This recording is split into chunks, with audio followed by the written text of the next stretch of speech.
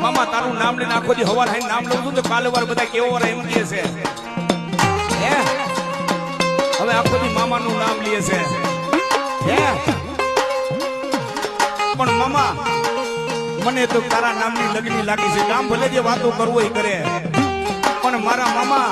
જગતની માલિકોર કદાચ કોક મને તો આંગળી લાંબી કરે પણ મામા જગતમાં તને આંગળી લાંબી કરે તેથી તો મામા મારે કાલાવડ મેકી દેવું પડે હો